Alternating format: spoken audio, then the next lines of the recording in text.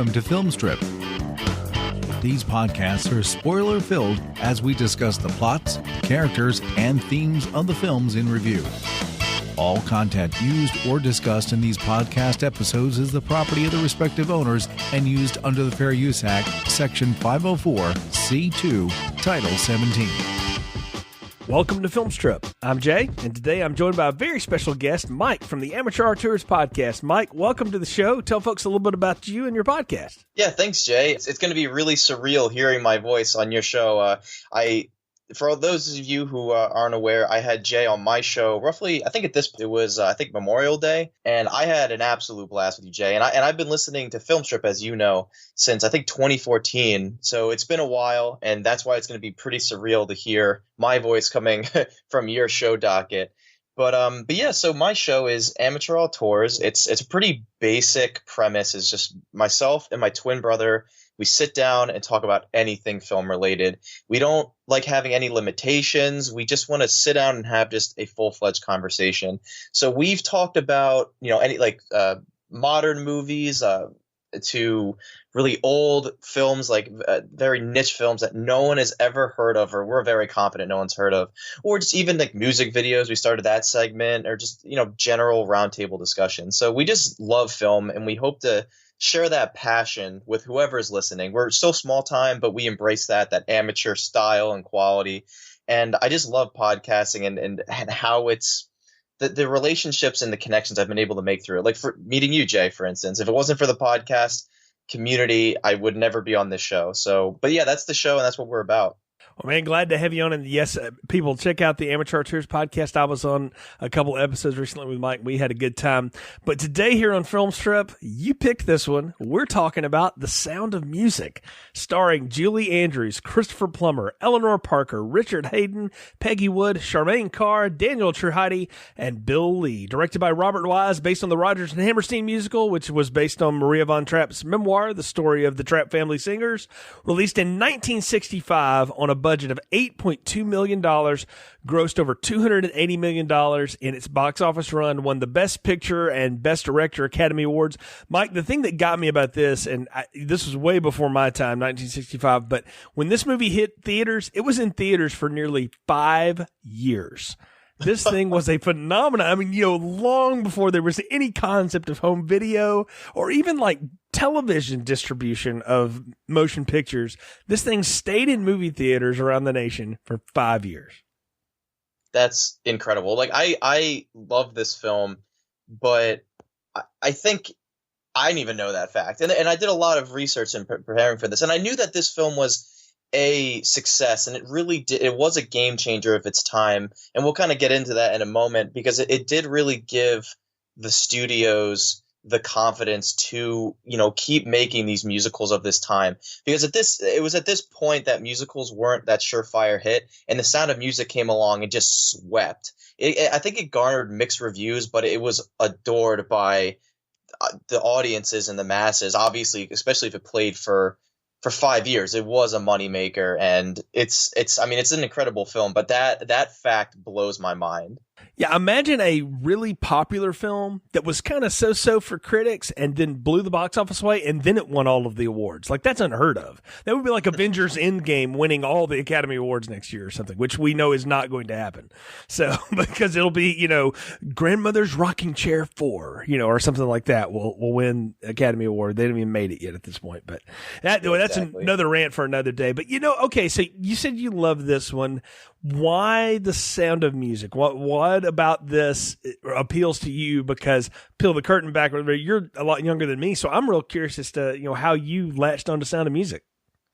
Yeah, and I mean it's a very multifaceted answer, I think, but the reason I picked this is, one, just kind of showing my hand a little bit before we get into like the final recommendations at the end, is that this film is in my top 5 favorite films of all time. And another reason is that it's just a film that I feel like people aren't talking about enough right now. But in a sense, when they are talking about it, I guess it's the new thing that it's very negative when I hear this. People, I guess it's the new thing to trash this movie. And maybe this is just an insular thing that I'm reading and that I've been seeing. But from what I've read, people are saying that this film is cheesy, it's, a product of its time, and it's not adult enough. And, I'm not disagreeing with some of the assessments that they've made, but I don't think that's what they said. This is negative things. These are not negative connotations of this film. So that was more of just an added bonus. But the main reason I picked this was because of that. It just means a lot to me in that. But it's just a film that I don't think people are talking about. And it is one of those. Like I said, it was such a game changer in the 1960s when this film came out. Oh, I agree with you there. Here's the funny thing. I had never seen this movie before until you wanted to do it on the show here. I felt like I knew it from the music and the pop culture references and just everything that this influenced. And we'll talk about some of it when we get into the thick of the plot here. But I felt like I had never seen it, and I didn't ever needed to, because I just sort of knew what it was about. I mean, I knew the basic story anyway. And then I felt like I'd seen Julie Andrews talk about it a number of times. I'd heard Christopher Plummer talk about how much he hated being in it, but how much he liked her or didn't like her, depending on which day of the week you asked him. And I'd seen all that stuff. And so I sort of felt like, Sound of Music was, just something I missed. My wife had seen it before, of course. And so I'm sitting there to watch it for this, and she's watching it with me. She's like, I can't believe you never watched The Sound of Music. I was like, it just wasn't something that was big in our house. Like, my parents were really big into music. They weren't big into musicals until I was much older. And then we got into going to Cats and Miss Saigon and all that kind of stuff. But it wasn't until later in life that kind of emerged for them. So I had no reason to ever watch this, I felt like. And so I'm glad I finally did, though, because it's one of those that, in the AFI top 100 or whatever, it's like I need to start checking off some boxes at some point. And the older I get, the more I'm like, I better really start checking off some of these boxes. And I mean, there's only so many times I can admit that I've seen Halloween 6 and that I haven't seen The Sound of Music. And so now I'm at least able to say I've had eyes on both of them at one time. It's fat. Like, when you mentioned that, I was like, oh, wow, I was more shocked. Not when people tell me they haven't seen things, I'm not that type of guy that's like, what? I'm just like, oh, here, well, I'll give you that opportunity to watch and we can talk about it so we can have this discussion. But like you mentioned, it's like saying I feel like I've seen it just from pop culture and just how prevalent it is. For instance, this thing is always playing on ABC Family. I remember growing up, it was The Sound of Music. It's on Friday night, and it's every Friday it was playing. And I just remember seeing snippets throughout my childhood. And then, I think it was recently, I forget the year, it had to be within the last 2 years. Carrie Underwood did The Sound of Music live. Oh, yes. That atrocity, but... Have any of those been any good, by the way? Those live things? I watched the Grease live and some of the others. No. And yeah, they're all horrible. Even Jesus Christ Superstar recently, I didn't think was good. And I mean, it had good moments. The thing about these live performances, on a little tangent, is that they have kernels of goodness, but the overall product just isn't good. I just think the medium doesn't work. The shot composition is odd. Everything looks weird about it. It just looks so artificial. Mm-hmm. At least with Jesus Christ Superstar, it kind of had the aesthetic, but I thought the live audience kind of took me out of it. I also thought, what's his name? John Legend. I think he played Jesus Christ. I didn't really like him as Jesus Christ. I didn't think that his style and aesthetic fit that character, but because I got over the fact, a lot of people oh, he plays a black Jesus. That I didn't care about that at all. As long as the actor or there's someone portraying this can get the vocals right and the performance right, I don't care who plays it. But that's the live performances. But yeah, like you said, from pop culture, even in animated film or animated TV shows. I think I have Family Guy mentioned here because they've referenced the film many times. Comedians talk about the film. It's all over the place. Mm-hmm. But I was pretty surprised that you haven't seen this, but I'm glad that you were finally able to get around to it.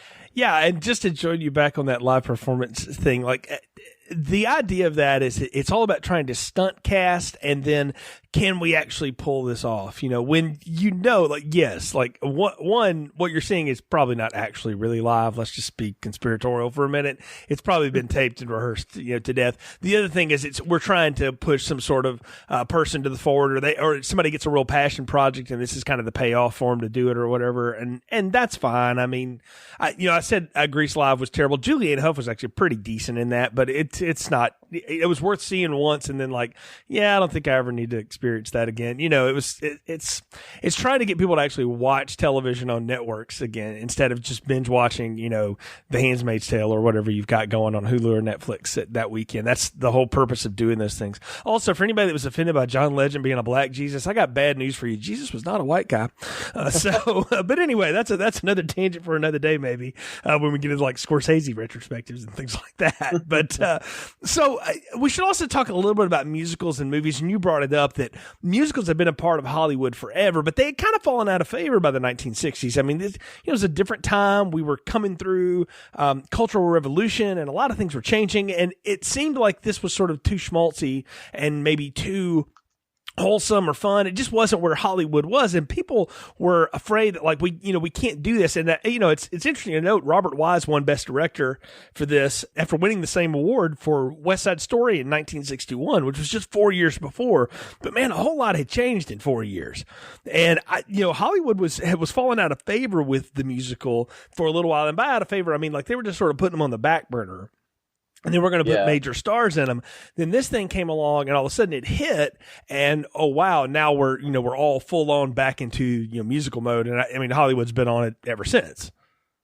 Yeah, and I've like some, I guess, gathered some notes, and from my very elementary understanding of the musical history and film, and it's and as I'm looking at this like really brief outline, it's pretty fascinating just seeing the trends. Because, you got the 1930s and 40s, which I label that as the classic era of musicals. And this is when they're kind of experimenting because, film is starting to, recently they were able to pair moving pictures and sound.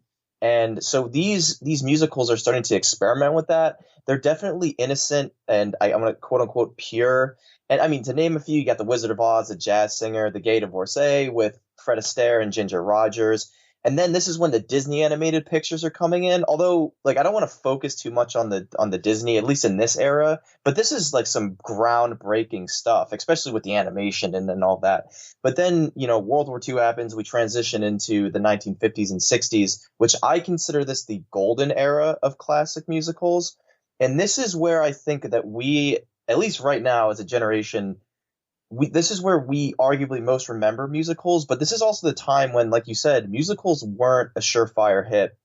The film medium was exploding with different film movements, experimentation, cultural revolutions going out globally, and audiences wanted to see more and more realistic subject matters that were covered. So to name a few of the classics, I mean, you mentioned West Side Story, My Fair Lady, Oklahoma, Mary Poppins, anything like Jacques Demy's work, with the French New Wave, the Young Girls of Rochefort, or the Umbrellas of Cherbourg, Singing in the Rain, Funny Girl. I could list all of these, but on the same side, I could probably list hundreds that also failed as well. So it's this really weird balancing act of these classic films that we will forever remember, and then these ones that like fall up on the wayside. And we remember more because of the people in them and not so much the story.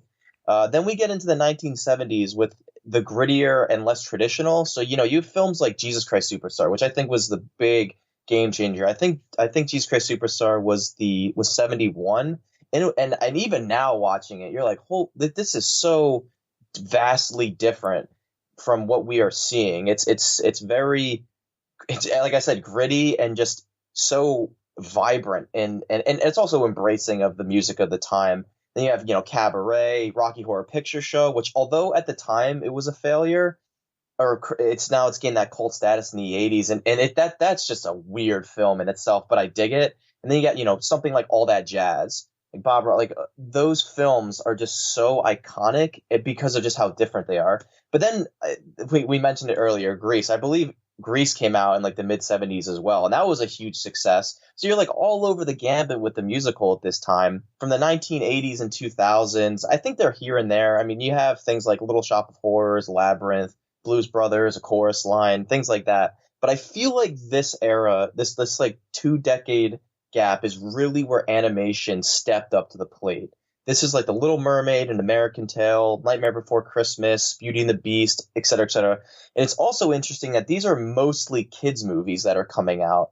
Arguably, even the ones that I mentioned before, with, I mean, obviously not the Blues Brothers, but Little Shop of Horrors or Labyrinth. I feel like that those are a lot of children had seen these movies, and then we kind of transitioned into the 21st century where we are now, and this is where I think things got dark and gritty again, and maybe more adult is a better word. So you got films like Moulin Rouge, Chicago, Sweeney Todd, Across the Universe, La La Land, most notably, or recently, I should say, Rocket Man. And I also think there's a distinction that there are kid musicals, so things like Frozen and whatever other musicals keep coming out. But then there's also adult musicals. They're able to balance this gritty style with adult themes, at least in my opinion. So I think that's kind of a very Cliff Notes version of the history of at least American cinema with the musical. No, I think you've hit on a lot of it, and you're exactly right. And even some of those animated ones like Aladdin and stuff like that, there's stuff in there for the adults, in addition to being, definitely geared toward kids. And you've also, like you mentioned, Little Shop of Horrors and Grease. Like, I saw Grease as a kid and Little Shop of Horrors as a kid and picked up on none of the innuendo that is in it. But I went and saw Grease when it came back in the theaters on like its 20th anniversary or something like that. And I remember sitting there with my date at the time going like, did you realize like how filthy this is? Because I didn't. And she's laughing at me because she's from New York and had seen like the stage play. She's like, you don't know what this is based on, do you? This was before like, IMDb was what it was. And she was like, oh, you need to like know the history of this thing. And that's when I learned a little bit like, oh yeah. And musicals have always been a way to sort of talk about stuff that isn't necessarily kid friendly or maybe family friendly, but presented in a format that can do that. And I mean, let's just get down to brass tacks here. This is a somewhat true story, but about people who are fleeing Austria as the Third Reich is taking over land and getting ready for, Germany's march into World War II and the rise of the Nazis and stuff. And I mean, you can't get more controversial and topical. I mean, this is 20 years removed from the end of World War II. You've got veterans that are still alive, very much a part of the cinema going public. This one hit a raw nerve. I mean, it'd be like nowadays making a musical about 9/11 or something. And it's also really fascinating just how, when this was made. I mean, yeah, like you said, like we're like 20 years removed from World War II, but coming off of Korea, Vietnam is starting to become edge its head into American, it's not quite yet unpopular, but now we're talking about World War II. And one of my notes that I have about this film is I feel like the third act is when they really just go, like, they put all their chips in, and like this is about the Nazis, World War II, because there's like kind of hints here and there, but not really. So like the first two acts I feel like are so isolated from the third act, and we'll get there when we get there, but jarring wasn't the right word. I just thought, okay, this is like the epilogue to what the first, I don't know how long this movie is, like 2.5, 3 hours. It's like 3 hours, yeah. Yeah, what the first like 2 hours and 20 minutes, this is like an extended epilogue at the end of the film. And I've seen this on stage as well, not like Broadway or anything, just community theater, wherever. And I remember seeing the film first and then seeing it on stage and thinking that they were very vastly different. I think the World War II is a little bit stronger in the stage play, which makes sense. But whereas the film, I think they had a different agenda in the beginning, and then towards the end they started like, oh yeah, this is set in World War II. Like there's a whole reason why we're doing this. Like I feel like it's kind of not tacked on, but I just feel like that's not like the main focus of the story, because I feel like if it was, it would have been sprinkled a little bit more heavier and set up throughout the beginning and the middle of the film, instead of just at the end they just go like all hands in, chips, like this is about escaping the Nazis.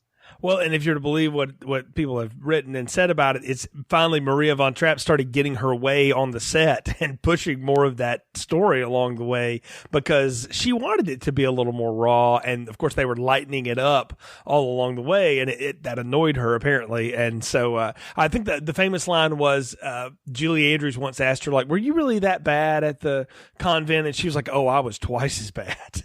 So like she was definitely a rebel amongst that. So, but no, we can get into more of that as we go with it. But Mike, I guess it's time to get into the plot. So I'm going to ask you as the guest, give us the plot summary for Sound of Music, and then we can start talking through the movie. Yeah, of course. Maria is a vibrant young woman with a love of music and singing who is studying to join a convent. However, her nature is such that a supervising nun realizes she may be better suited for other work. When a widowed naval officer, Captain Von Trapp, writes to the convent in need of a governess for his 7 children, the nuns see this as an opportunity for Maria. At first, the children are resistant to Maria, but her genuine kindness and spirit win them over, including the stern captain, and they find love and connection through the beauty of song and the gorgeous surroundings. However, their happiness is short-lived as Austria comes under the control of the Third Reich in Germany. The captain refuses the command he is given, and he, Maria, and the children eventually manage to escape on foot through the mountains in Switzerland and into folklore forever. Yeah, that's a good way to summarize this. And I think that's the thing to say right off the bat is I knew this movie was 3 hours long, but after watching it, I wrote that down in just a few minutes and I was like, yeah, that it's amazing just how simple this is. And for musicals, it's usually all about the score. Like you can go watch a musical, like you mentioned Moulin Rouge or something like that. If you go buy the soundtrack to that and just listen to it or read the soundtrack list, you kind of get a plot summary of the movie. It sort of walks you piece to piece. I'm amazed at Sound of Music, like how much of these things repeat themselves over and over. Like you get 4 or 5 songs and then they just kind of reprise throughout the entire score. And that's a neat thing because it's not a very complicated story. It just happened to have taken place over a couple of years. Yeah, exactly. And like I said, they don't make movies like this anymore. Like it's always got to be, it's all about selling that soundtrack and whatever gimmick you can have or whatever, and you don't have these sweeping. I mean, I think Damien Chazelle tried to do it with La La Land, but I mean, La La Land's a conversation in itself. It both succeeds and fails in spectacular ways. But I think he tried to come back to this era where he like having this big orchestral, repeating motifs of songs throughout the whole, and adding just very slight variations throughout the film. But yeah, like you said, it's all about the soundtrack now, or at least in today's day and age, where you don't really have these classic scores. I just don't think they make them like this anymore, which is, I guess, another reason why I love this film so much. Well, yeah, I mean, it's definitely a throwback to a different time. And so I'm down for that. Like, I like older cinema that was way before, my time. And I encourage people all the time. Like, we both listen to Dana Buckler's show, the 20th Century Movie Club, and I love that. And I kind of get into the mode sometimes where I don't think any good movie was made before 1975 sometimes. And I have to remind myself that, like, no, there are lots of really good ones out there and you should revisit them often. And so I try to, consume some of this stuff, but I have to put myself in a mindset that is very different. So this opens up and you get this gorgeous scenery of the Austrian hills and the countryside and all these vibrant colors. And I mean, and I'm watching this on just a standard DVD that I got from my local library, and it still looks amazing on my modern television. And I'm going, man, the color palette in this is great. And you have this whole orchestra beginning, and it does very much feel like going to see a musical in that the band always kind of warms you up before they start the first number, so they're hitting motifs of all the different songs you're going to hear. And it's really an introduction to things. Like I think about a movie like Gone with the Wind, which was made, 30 years before this one really. But the opening motifs of that, the music and the scenery and all that stuff, it introduces you to the entire melodrama that's about to follow for you. And, a lot of other directors have used that. Like Sergio Leone did this in his spaghetti westerns too. Like, that score would come in and you'd get this, neat looking, almost cartoonish beginnings and stuff to get you in the mood for it. And this definitely sets the mood as we transition into Julie Andrews and The Hills Being Alive with that beautiful voice. Yeah, exactly. And one thing you mentioned, like it's setting the tone and setting the scene. That's kind of the big thing about the artistry of the opening shot that I feel like it's a very underlooked and underappreciated, but it's super important. That first shot of your film, whatever it may be, and this applies for just film in general, it tells you what the film is going to be about. It really just sets that tone. And I think with these opening shots of the helicopter flying through Austria, it introduces like this. I think that the main character of this film is the beauty of Austria. And I think the film like really doesn't try and hide that. There's lots of exterior shots of just the beauty, like just wide shots of of these beautiful rolling hills and landscapes and even just beautiful architecture of these towns. Like it's amazing. And I think, yeah, then we get into this with Julie Andrews, her beautiful voice. And oh, another thing I just remembered to say, when you mentioned how beautiful that this film looks, I watched this on like a standard definition version from, again, ABC Family. They were playing it, and I guess we recorded it like way back, and I was like, oh, sweet, it's really convenient. So I turned it on and I saw standard def, and I was kind of concerned because, I mean, I'm no like definition snob. At least I don't think I am. But sometimes standard def just looks like absolute garbage. And so I was kind of concerned. But then I watched this whole film on standard def, and it looks still amazing. So I think that's just a testament to the filmmaking and the cinematography and how and the color palettes of this film. But yeah, getting into Julie Andrews, I love her voice. I love her in this film. But it also makes me sad in today's day and age because of what had happened to her voice. And I'm sure you're familiar with the tragedy that happened with her botched surgery in, I think, the late 90s. So for those who aren't aware, what had happened was, I think she was having some issues with like hoarseness. I think she was in a musical on stage, like doing stage performances. And she was going to go in for a routine surgery just to help out with her vocal cords. I think they said that she had something like some sort of like growths on her vocal cords, and so they were going to go in and routinely remove them, and that ended up botching her voice. They just completely messed up her singing range. I think she went down like, I don't know singing, I don't know like the octave ranges, but she lost a lot of that. And it even ruined her. She couldn't even speak. So this woman who was classically trained in, she's a star for her voice. Now that's suddenly taken away from her. And I think I watched a Barbara Walters interview where she got another surgery that fixed her vocal and she could actually speak. And just her talking about just the sound of silence and how that just depressed her, and it's so sad that now the world is, we can't hear, or I mean it's all on tape, we can still hear it, but that we can't hear any new Julie Andrews, and she's just such a warm presence. And so she did sing, at least from what I know, one other time on film in The Princess Diaries 2, and I have not seen that film, but I've seen this segment and I've watched it many times because of Julie Andrews and the presence she gives. And I think they specially wrote the song to fit her range. And then they have Raven Simone come in and do like a pop rendition, and it works. It's cute. I like it because I can hear, I just want to hear Julie Andrews again. She just reminds me, at least, especially in today's day and age, of just this warm, like motherly or grandmotherly figure. And I think that's why I grow so attached to her in The Sound of Music, is because she's literally emitting this glow of just blissful angelicness. Yeah, they call it the last golden days of Salzburg, Austria in the late 1930s, but she is just a golden ray of sunshine the entire film. And like at first you're like, this is eventually going to break, like, because that's the trope. And I know I'm applying like forward knowledge to this movie that sort of created the trope, but I'm going like, these kids are going to drive this woman insane and she's like going to break something and scream at them and that's going to win their emotion. Nope, she just keeps being super nice and like will not bend. And I'm like, man, these Catholic nuns are hardcore then, or something, because I mean she's just tough. But I'm also watching this and I'm going like, man, I've just seen the entire layout for Sister Act happen in the times when she's at the convent. I'm like, I now know where that came from. I've seen Sister Act and Sister Act 2, but I've never seen Sound of Music. I've also seen the Princess Diaries flicks, by the way, too.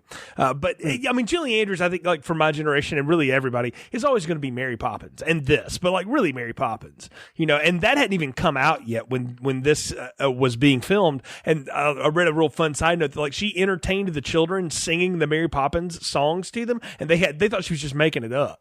Like she had just come from one set to the next, and she had them fresh on the brain. It was like, well, I'll keep the kids entertained. And I'm like, well, I think it's major note that the lead actress also had to like babysit the kids in the film back in the day. It's a different time nowadays. Like be in my trailer, leave these other people alone or whatever. But no, she's got this presence, and she comes out, and I mean, we know everything we need to know about her from that opening scene where she's sort of spinning and dancing her way through the hills there and singing and all that. And then we realize like she's also late, for something else. And the other nuns are going like, it wouldn't be a day that ended well if Maria wasn't, late for something. In transitioning into the nuns, what I really like about from these opening shots, and it's this is getting into what these critics were saying that I mentioned earlier, and how it's cheesy and it's just overly simple, and it's not quote unquote adult enough. At least I guess for this first 2.5 hours of the film. But I think that's why this film is so strong, and we'll get into this with the songs as well. Because one thing that I'm going to keep saying over and over in this review is I just had a smile on my face like the whole time, and I think it's the film itself, but this is also like heavily based in like nostalgia for me. But I can still look at it critically. But it's just such a fun movie. Like I don't know why people don't like that and why that's such a negative thing. But moving into this nunnery, or I just really like how the nuns are stark contrast to Maria, in that the nuns are very traditional, very rigid. They're wearing their their get outs, I don't want to say costumes, habits. Habits. Yeah, I was about to say shawls, but no. But yeah, they're wearing these. They're very strict. Maria comes running in. She's I think we see her twice in her outfit as a nun. But I just love this. Like, how do you solve a problem like Maria? It's just such I love the pairing of the descriptions of she's a demon, she's a lamb, she's a girl. Like, I just really like these descriptions, and it's a really good introduction to the character of Maria without people like they're directly giving us exposition, but it's in a creative way, and that we can kind of deduce who she is paired from this first song and this one. I just really like this song. And that's the point of musicals. I mean, musicals have spots where they're doing narratives and skits and things like that, and then they break into the numbers, but the numbers should really tell the story and should lay it out for you. And I mean, I got a kick out of the fact that they sing about what a lovable screw up she is. It's like, well, she's not really fit to be a nun, but she's just so darn nice, and she does have a beautiful voice, but she's never on time for anything and doesn't seem to really take anything seriously, except she kind of seems like she's very genuine and cares, but she's not really built to be a nun. Like, there's this whole struggle, like, we don't want to kick the girl out, but we also can't let her keep going forward with this because she's just not built for it. And I'm like, as somebody who's worked for a long time in the field that I'm in and stuff, I've worked with a lot of people, and I mean, I remember distinctly hiring somebody once who was really talented but was totally not cut out for what we do. And having to have that conversation with somebody is really uncomfortable, but it's also very fresh and freeing when you're honest enough to tell people, like, look, you're not built for this, but you are good at some things, so let's find what you're good at and move you along there. And I was able to do that with some other colleagues, and it was really rewarding. And I kind of thought back to that as I'm watching them here work with her, particularly Mother Avis, who really is just trying to shepherd this girl and get her in the right place. And it's a great happenstance that Captain Von Trapp is needs a governess for his 7 children, because obviously he travels a lot with his military career, and now he's at kind of the end of his career, but he's sort of an advisor, and his former wife died and was very wealthy, so he has to take care of a lot of this affairs now and all this stuff. So he needs somebody to watch over the really unruly children. And what I get a kick out of is once we finally get to the house and all that stuff, is that we find out she's like the 12th one in a row, and that they didn't tell her that on the front end. It's like, oh, we have this great job for you. You're the 12th one in a row. Well, they failed to mention like the small print. If it would be the consent agreement that you click off of on your Apple iOS update nowadays, right? But and the other thing that's funny here too is like Maria's not really down for this. She's like, I don't know if I can do this or not. I've never been a governess. I'm not a mother. I was training to be a nun, which is like giving up the whole mother thing, right? But no, now I'm going to go do this. And I love how she kind of accepts it and sings herself into the mood for it on the road along the way, and the whole trope with the nun with the guitar and all that stuff comes out now. And I don't know, I agree with you though, Mike. Like watching this again and realizing it is a product of its time and what it is. And yes, it is cheesy and it is schmaltzy, but it's friggin' supposed to be. Like it's not supposed to be this serious melodrama. This is supposed to be light and fun. And you have a light, fun person playing this part. I can buy the genuineness of that. When that doesn't work for me in a movie is when it feels like it's fake. You know, like let's take an actor that always does like real serious stuff, like Christian Bale in a rom-com just doesn't work. All right. And I'm sure they've tried it, but like, right. Like that would just, the whole motif of that is wrong. Right. So it doesn't work. So you've got the right presence here to make this whole work and this whole setup work. And the idea of this, simple girl who had chosen the simplest life, goes to this unbelievable castle and mansion. And I mean, it's every girl's dream, right? Except the one girl that had kind of given up on all that. Yeah, exactly. And before we get into the Von Trapp house, the one thing I want to say about the nuns real quick is, and you were hinting on it, is I really like how the Mother Superior character, as well as all the nuns, like they're not total jerks or intimidating, especially the Mother Superior figure. She is not intimidating. Like, this movie is a fantasy. It's supposed to be fun. Like, this isn't doubt. This isn't, like, could you imagine Meryl Streep's character, like, here? No. Or even something like Agnes of God. Like, no, that wouldn't work, right? Like, this character needs to be kind in general, and that guiding, like, shepherd, like, character. And so, and then going into I Have Confidence, I think there's two songs that were written for the film, and I Have Confidence is one of them, and I think Something Good is the other one. But I Have Confidence. I love the music of this film, and as I rewatched this film, I kept finding myself like just smiling and having fun with the movie. And like you said, it's a genuineness that Julie Andrews brings to this role, and it's just awesome casting. And so moving into the Von Trapp's home, I really like that.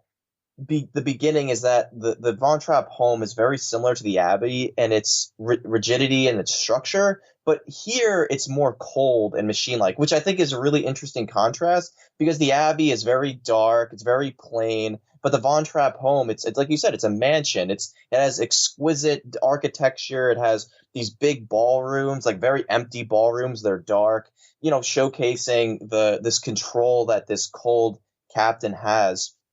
And then, we get the introduction to him. He's very, very rigid, very military, kind of that stereotype that very domineering. Mm-hmm. And then the kids come out and I think in regards to the kids, I think they take some creative liberties to have some arcs through the film, but they do their purpose. They're not awful. I think they really do a really good job. I mean, like the kids have all said the thing that upset them the most, and Maria Von Trapp said it too, was the way that their father was portrayed. Because by all accounts, George Von Trapp was kind of a dull but very gentle man. Like he was not this hard military, archetype for Arlie Ermey's drill sergeant kind of person that Christopher Plummer plays him as.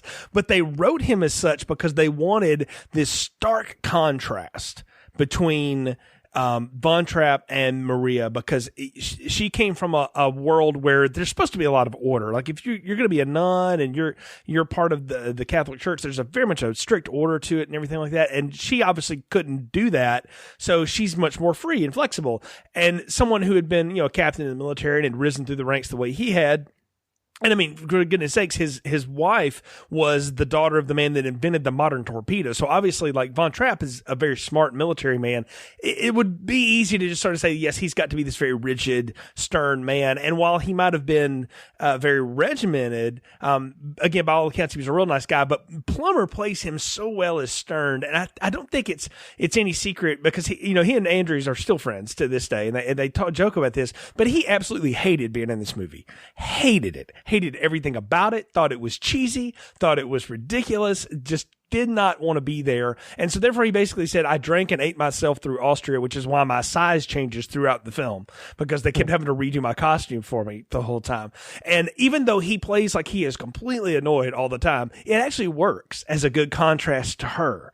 And it gives that story a little bit more of an arc, because what happens was Von Trapp was, and as the story goes, he's engaged to this other woman and he ultimately breaks it off so he can be Maria. In the real one, like, he was just so encapsulated with Maria he met her, that he just blew off the fiance, and it was a little bit of a controversy, But I mean, but you could see and again, I know Julie Andrews is giving a performance here, but if somebody like that came into your life and stuff, it'd totally sweep you off your feet, And so, and that in 1965, can we talk about how revolutionary that was for a female character to have that kind of agency and do that, to come in and be strong and to sweep somebody off the feet? It's usually the other way around, right? And we're in a decade where women are starting to have more important roles in film. And I mean, I think back to 1960 and Psycho. You got two women leading that film, and I'm not talking about Norma Bates, by the way, but the two sisters in that film that are very strong and independent-willed women that are going to get where they need to get to, right? And get the answers they want. And that's something neat to see. People like, oh, now that's some sort of big revolutionary cinema thing. And no, I mean, it goes all the way back. And Julie Andrews is, at no point in this film does she ever back down from anything. Even she acquiesces because she feels like it's the right moral thing to do later in the film, but she is always firm in her convictions that yes, you have to be structured with children, but you can let them have a little bit of fun and have a little play, and you teach them songs and music because one, it keeps them from being bored. It also teaches them math and all this other stuff. She knows this because that's what being a nun would have taught her, but also just being a musician teaches her that. And I love how she just never backs down from that. And you have this effervescent presence of her mixed with the sort of unruliness of the children, and then to the stern strictness of Von Trapp. And what you have in the first act and a half here is this whole transformation of this family by this one element that we've reintroduced. Yeah, and I really do like and that's another thing. I think a really important distinction is that she's not ditzy. When he's stern with her and he says something very sarcastic or sardonic, she recognizes it. She just chooses not to let it bother her. She just, gives it right back to him. And I think that interaction between Christopher Plummer and Julie Andrews is awesome. The one line when it's oh, turn around, look at dress. Well, we're guys get you new clothes. Oh, I don't have any new clothes. Well, what about this? Oh, well, we give all our clothes to the poor. Well, they didn't want this one. Yeah, the poor didn't want this one. I really like that interaction, these lines. And she's just matter of factly and just just completely serious. But she can throw that wit in there. And like you said, I also really like how strong of a character she is. And she, like I said, she's not ditzy. After a few my favorite things. When they have that back and forth and she's frustrated, she shows that, and then she rebels in her own way. And I think that's the character of Maria, is that she gets through confrontation by rebelling in her own way. It kind of reminds me of my older brother in a sense, who went to a military college, and, there's so much, BS with the bureaucracy and stuff. And he was just and he was telling me stories. He's I used to weigh out a lot of things just by what the punishment was. And almost 90% of the time I would do it anyway, regardless, unless the punishment was getting kicked out of school. Another way that I think Maria would rebel is that, so his dorm was facing the street, facing where the parade grounds and everything. And he stuck an antenna out his window for a radio because he had good reception. And I think he put an American flag on it. And that he got away with it. I'm how'd you get away with it? It's no one looked up. And yeah. Well, that sounds like Dead Poet Society and something like that. Exactly. So. Well, and I can relate to that too. My older brother went to a military academy for college, and so he used to talk about that kind of stuff too. Said those exact same words that your older brother said. I used to just decide, was it worth the marching I would have to do on the weekend, and the answer was almost always yes. And so, I mean, you can't go crazy like that. Yeah, I mean, the thing that's neat about this though too is that as much control as this captain is trying to exert upon his family, right? His children are definitely bucking it. They can play the line, they know how to play the game, but they've got their own lives going on too, particularly the oldest girl, Liesel. She's in love with this Rolf guy, which, by the way, could they have found a blonder guy in the world to play that guy? Well, I was going to ask you, before we get into, these next musical numbers, I was going to ask you, Jay, how did you respond to these kids, at first and through the movie? Because in my opinion, I feel like Liesel is the only one with somewhat of a character, maybe outside of Brigitte and Kurt. I think those are the three kids that have, the most going on because they have the most lines. Well, and they're the ones that they kind of make marks. Like Liesel's the oldest, Kurt's in the middle, and then you got the youngest ones. Like Brigitte's sort of like her own. Like she's definitely the I don't want to say black sheep, but she's the different one of the bunch. And then you've got the cute little Gretty, right? You know, at the end, which is just sort of there to be precocious, right? But I think they all sort of mark a certain time, you know, in life. And I mean, if you give everybody a story, this movie's already 3 hours long. You know, even in 1965, people were like, that's a really long time. You know, they have to build in the intermission in for this. So I get why they only follow a few of them. How I reacted to them, honestly, man, like I just looked at them and I saw every kid trope from every rom-com I've ever seen in my life. You know, and I mean, that's really how I looked at it. I was like, you know, now I know where these all came from, and that's fine. You know, archetypes and caricatures are fine when they're not the lead character. And the thing is, though, like Kurt's real purpose is to be the middle boy, and because Frederick is kind of old enough now that he's starting to make his own decisions, and, you know, by these standards, I mean, when he's 16, he's going to be a man, basically, in this world. Kurt's kind of getting to be that point where he's not a kid anymore, but he's not really a man yet, but he's trying to be, and so that whole bit when she teaches him how to dance, and the fact that he wants to learn that because he so much wants to be his father, you can tell that he goes for that. I liked that, and I liked the fact that Liesel had this whole relationship with this boy, that she was just convinced that like, oh, this was it. And like I was 16 once and head over heels in love and all that kind of stuff. And it's funny. I mean, I wrote down a note that like 16 going on 17 is the subject of a lot of hairband music from the 1980s too. You know, it's just a different twist on it. But I didn't know that came from this either. That's another thing too. When I say like I knew the pop culture about this musical or this movie and didn't realize how much of it connected to it, I didn't know that song was from The Sound of Music. And that's the one of two times when that happened with this movie. I'll talk about the other one in a minute. And but I like the fact that that some of the kids have a little bit of arc and story, but the real story here is Maria and the captain falling in love, and we can't lose sight of that everything else is like the drapes, window dressing. Yeah, exactly. And talking about Liesel real quick, and she is stunning. Like Charmaine Carr, yeah, is stunning. And I think this was probably like one of my first like crushes that I had on when I was a kid, like seeing this movie. Like I don't know what it is about her. It's just she just, you know, I don't want to quote the Phantom Menace, but it's like young Anakin, like, are you an angel? Like I probably thought that. And like you mentioned on 16 going on 17, I also really like this song. Despite this is like, I think the epitome of cheese and corniness, but that's kind of what the 50s and 60s musicals were. And like you said, I feel like this really taps into what like being young and in love really feels like. Like you said, I was 15, 16 once. I mean, it was kind of still more recently. I mean, I'm 23, so it's less than 10 years ago. And I remember being like head over heels for whatever girl I was like quote unquote dating. But and like I said, I gotta admit, Liesel's hot. Like she's a total looker. And like you said with Rolf, the blondie, you know, he's the epitome of Hitler Youth at this time. And I think this is kind of the beginning, like showing the slow encroachment of the presence of Nazi Germany coming into this film. I mean, I want to say it's not subtle, but I mean, for just like an average moviegoer that might not be picking up on this, you're like, oh yeah, there you go, he's a blonde kid. And I mean, the song is also really good, but I really like the build up to the kiss. It's pretty much like, okay, he's making the first move, and they're like kind of like playing this game of chess, like who's going to make the first move that everyone experiences in their life, like especially, you know, us dudes, like it's all put on us. We got to make that first move. And I just was like, okay, come on, dude, just do it. From a 23-year-old self, if I were to talk to my 16-year-old self, it's like, just do it, man.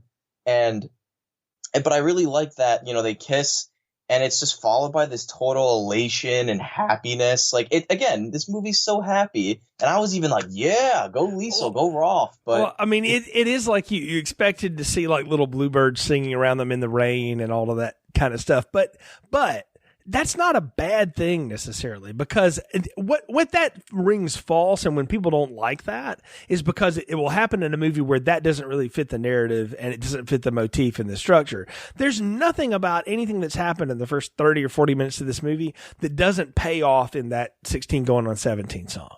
Like, you totally buy that, like, yes, this is exactly what I would expect. The oldest daughter of the rigid, father is always the, like, child that is way out there in front in terms of maturity and her feelings and all of that kind of stuff. And he still treats her like she's, as much as the 10 or the 5-year-old, right? But he doesn't realize, like, she's a woman. And I think Maria even says that to him later, like, you need to realize, like, your daughter in a couple of years is going to be somebody's wife.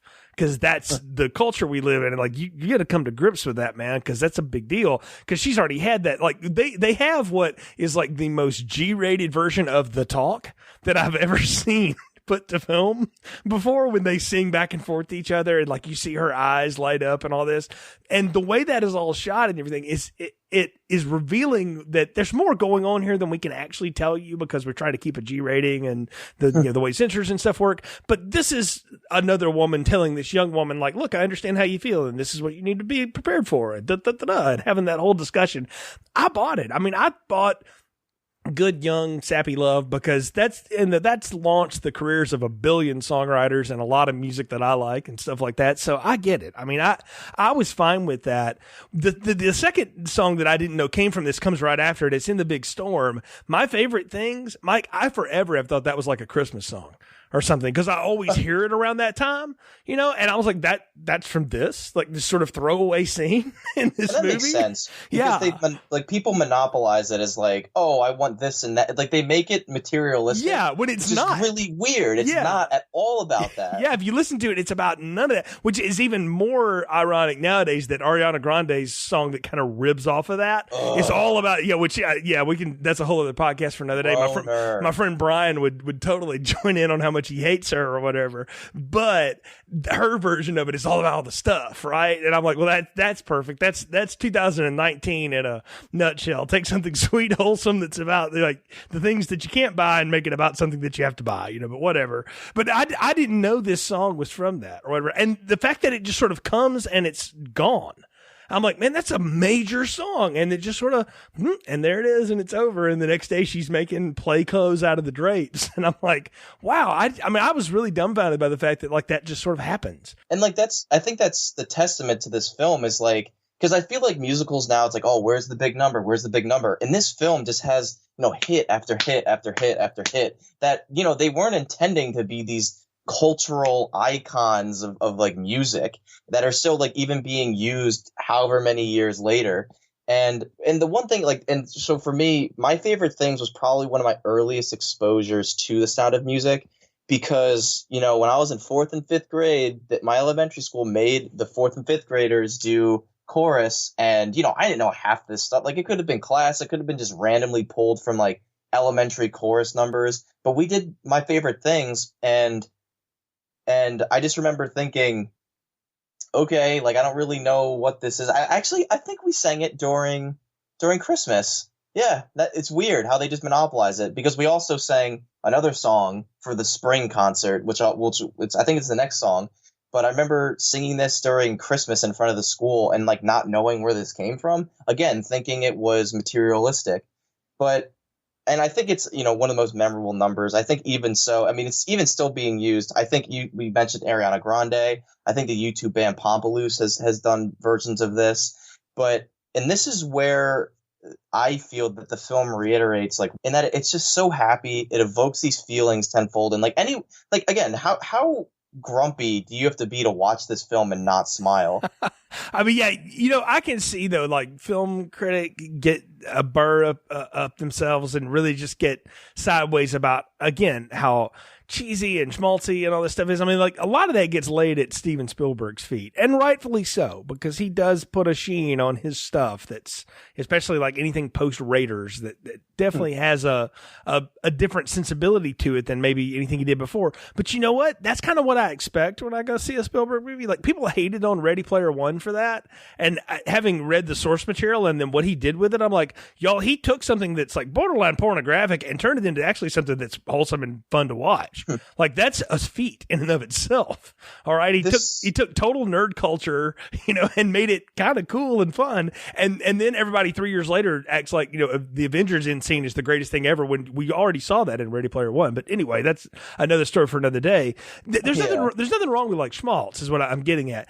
if it's owned and is deserved in the narrative structure of the film. And in this film, again, it is all about this. It's all about sunshine and good feelings, because like you've said, the last, 20, 30 minutes of this film goes in a real dark place. And so if we're going to take that downhill run with these people, we're going to have to build it up in some way that makes that feel earned. Yeah, and another thing like this, I have another analogy. Have you seen the film Ratatouille, the Pixar animated film? Yeah, I've seen that one. There's a scene at the end of the film when like the really just like stick so far up the ass critic comes in and Remy the rat makes Ratatouille, and this guy comes in like ready just demolish this film, and then he takes one bite of that Ratatouille and then he goes home and writes this amazing, or he eats the whole thing, but he writes this amazing review. I feel like this is the scene that would be the Ratatouille to like the grumpy critic, because I feel like that something like this is so innocent and just can be based in nostalgic. So for me, I think it's really relatable and almost serene, because growing up, there are those storms that scare the bejesus out of us, and hopefully anyone listening, they've had that go-to figure that they went to in that when they were that scared, whether it be like a stuffed animal or a parent or a brother or sister, like anyone. For me, that character was my mom, and she would kind of do what happens in this movie. Well, we wouldn't sing, but it was just like, okay, let's try and diversion. Let's try and think of something happy, or like it's going to be okay, comforting. And I think that's why I now associate thunderstorms with like very calming emotions. They're very soothing. It's like reverse psychology. So I think that analogy, I think, is what this scene is. And getting back into the film, this is when the kids really start to come around to Maria, and I really like how Maria goes to bat for Liesel at the end of the scene. Oh, absolutely. I mean, yeah, she has had the version of the talk with her, right? And so she's trying to get the captain to realize, look, I know you just want me to watch over these people and kind of keep them in line like they're your little soldiers, but I've already told you we're not doing that here anymore. And you need to understand, like, your oldest is about to be gone. And when she's gone, the next boy in line is going to see like, oh, there's the door waiting for me too. And then the next one. And if you don't watch out, they're all going to be gone, and they're not going to have any real emotional connection to you anymore, because you keep them all at an arm's length. And it's very important that you have this relationship with your oldest daughter, because your younger daughters are going to base their decisions off of the way she gets treated and what happens with her. And let's also lay out too, it's not like Liesel's like some rebellious kid either. She's in love with a local boy. That's what you're supposed to do in 1930s Austria. I mean, like this, it's not like she's playing a role she's not supposed to play. She didn't go join the French Foreign Legion, for goodness sakes. She's doing what you think she's been brought up to do by all these governesses and her mother and all these other people. And she's starting to take control for herself. And while she's not ready to completely be an adult on her own, she knows a lot more than maybe he's given her credit for. And I think that's what Maria's trying to get him to realize. So, I mean, even as a postulate, Maria has probably encountered young women who have maybe gone away from home or gotten in trouble or whatever, and they're kind of having to take ownership of their own life and their decisions now. So she obviously knows how to give good counsel. She's seen the Mother Superiors do it, and she's trying to model that now out in the world as well. And I think it's good. I love the way that she goes to bat for him, and she does it again for the rest of the kids too. I mean, she takes them out and they do Do Re Mi, which is, I mean, I knew what that was from, because I grew up in churches that sing a cappella music, and they would teach us how to sing with Do Re Mi. They taught, and my father used to walk around humming this all the time, and I was like, what? And now I know what it's from, of course. But they teach us how to sing like that, and she teaches them and wins them over through song, and they're all singing, and the captain is like totally embarrassed by his children are just unruly, and they're in these play clothes, and they've all gotten wet because they fell out of the boat, which, I mean, if you've ever been on a canoe, that's just bound to happen, at some point, especially if you all start standing up at the same time. That's a bad idea, so anyway, so they've done all that, but she sticks up for the children completely. Like, they need to play. They need to go out and like, do you take a look around you, man? Do you know how gorgeous this place is? And none of them have ever even seen half of it. Like, they're going to go and explore the world one way or the other. Wouldn't you much rather introduce it to them and show them the good, the bad, and the ugly on your own terms versus them finding it out on their own? And that's her whole mode here. And I love that. And she raises her voice to him. Like, it's like the first time we hear it when they're talking about the uniforms and they're going back and forth. And yeah, he says, you will not talk about my children. It's like, well, someone's got to talk to you about it. And that's when he snaps and I think he calls her captain. So it brings him back to that military mindset. But one thing I really do like about Do Re Mi, I mean, obviously these sweeping landscapes, like they look like sound stages, but they're real. And I think it's kind of like a behind the scenes. I think I think I read reports that when they were filming this, like throughout the streets or even on like those high streets, people could hear them singing and they were completely baffled by what was going on. And I mean, I guess they knew that the production was filming, but they just heard, kids singing endlessly Do Re Mi all throughout the streets. And again, it's more character build, or it's more building that relationship between everyone. And it's so genuine and real. And it's worth mentioning too, that the real Von Trapp children and family were a group of singers. And I mean, even like the third generation now, I think some of them still carry on and sing, and they were legitimately talented. And Maria Von Trapp is the one that sort of discovered that in them. And how it all plays out is a little different than in real life, the way that, some of the conveniences of what happens in the film here. But it's hard to, it's easy to forget that, this was actually about real people.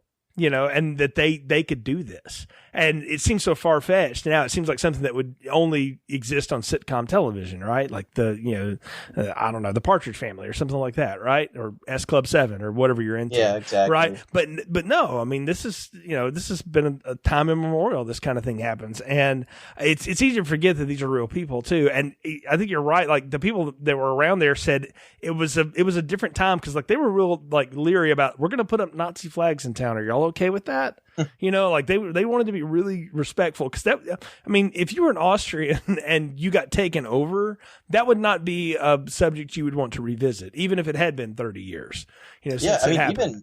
Even now, Germany won't have Nazi propaganda or swastikas, even if it's for filmmaking. I mean, I could be totally I could be making that up, but I thought I read that they will have no mention of the Third Reich in Germany. Yeah, you have to CGI that in, or you have to put that in post, or you shoot that over somewhere else, because you're not doing that here anymore. Yeah, that's very. Yeah. And I can understand that too. And all of this is happening. I think you brought up a great point when she raises her voice to him. I actually wrote down. I was like, when do you think the last time somebody did that to him was? And I'm not talking about the real person, I'm talking about the character in this movie. No one would talk to that guy like this when he was a private. Exactly, right? Nobody's talked to this guy like that in 30 years, probably. Not even his former wife, and so clearly that takes him aback. But I also think that's one of the things that starts to melt the ice for him. Like, it happens really in a little bit in a scene that happens just a few minutes after this, but I think the fact that she stands up to him and has a legitimate reason, he's not an idiot. He's a man of logic. And she lays it out for him logically, and it starts to resonate with him that, she's not wrong. I don't like it, but she's not wrong. And to further complicate it, we've got his current lady friend, Elsa, and their mutual friend, Max, who I just got such a kick out of.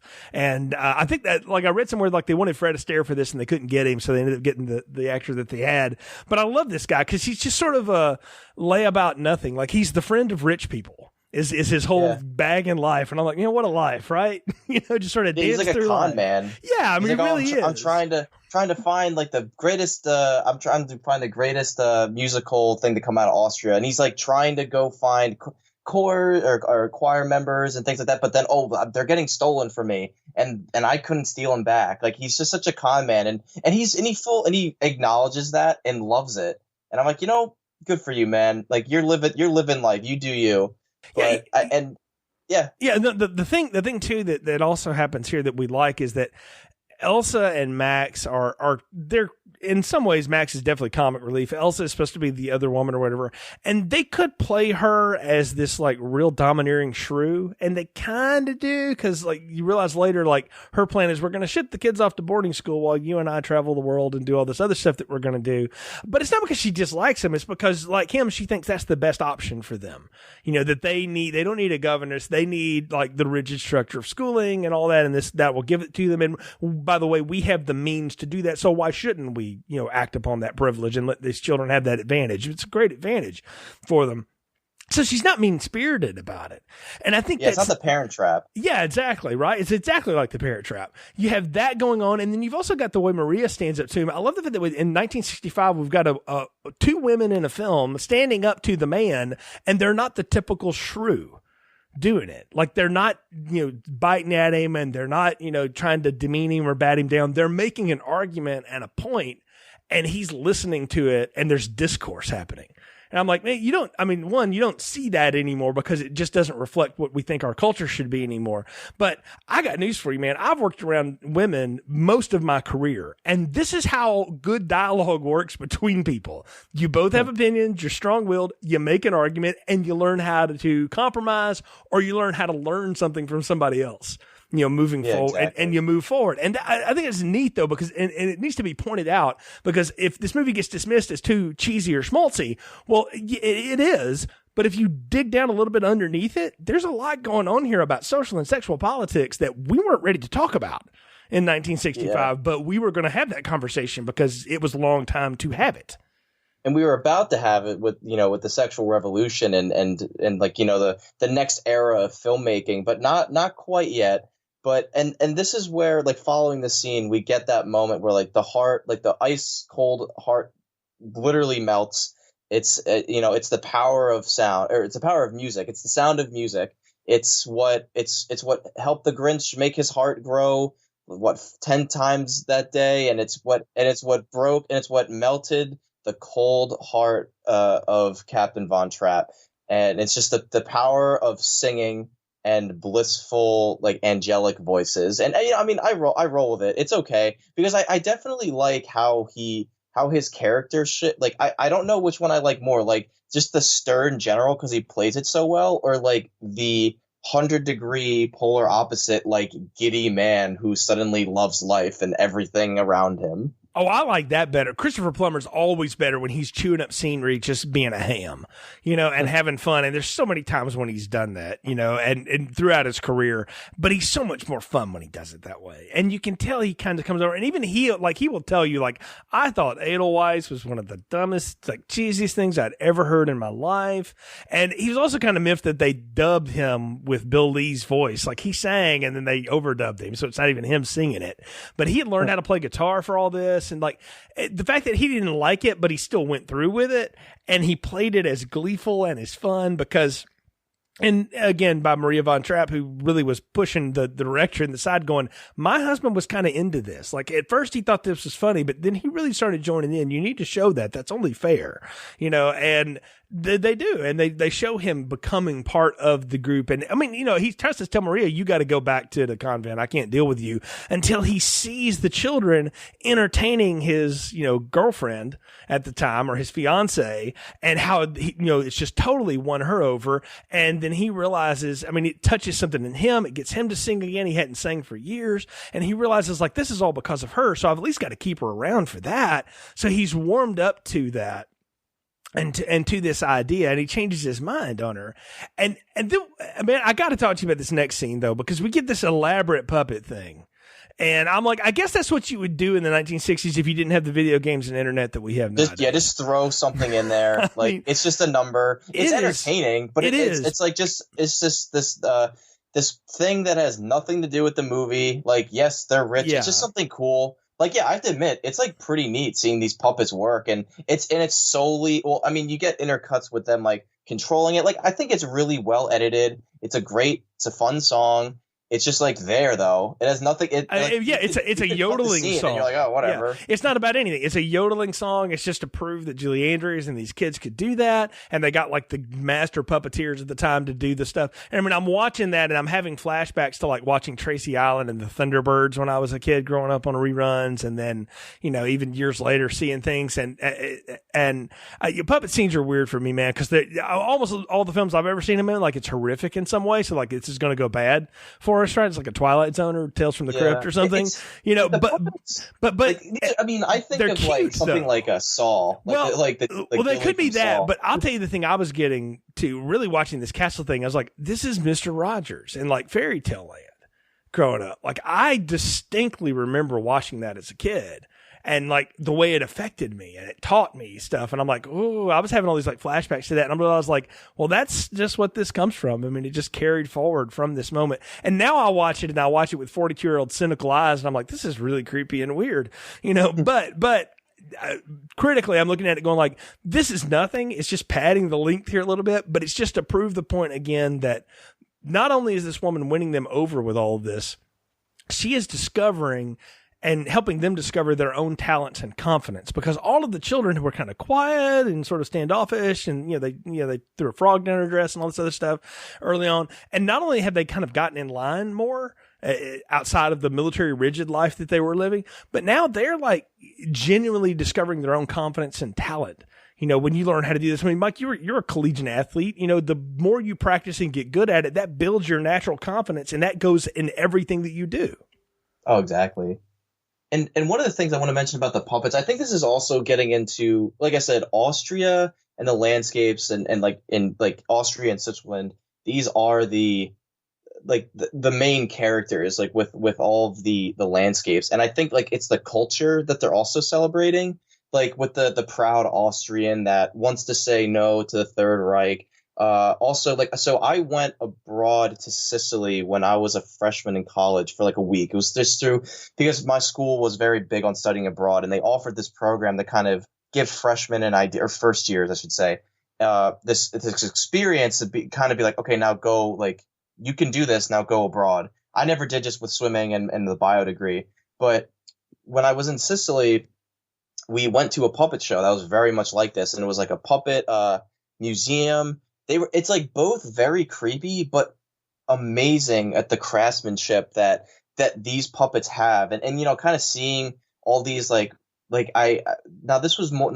puppet show was more about what was it? It was like medieval themed, and it was all about telling these epic tales in like sections, because also in the time throughout Europe, they didn't have TV. They didn't have it. They had poems, they had stories, and they had puppets. Like puppets were their soap operas. So it's like every week they would have like part 2 or the next episode of the continuing story. Yeah. And dude, some of the crafting of these, like they have like it's insane. Like the worlds of puppets, you wouldn't even believe. Like there's the showman puppets that are a little bit more simple, but their mouths move and their eyes move, like they control the minute details. And then there's combat puppets, which are sturdier and they like beat each other. Like we saw a puppet show that had like combat, and like heads were being lopped off, arms were being cut off. Like it was insane.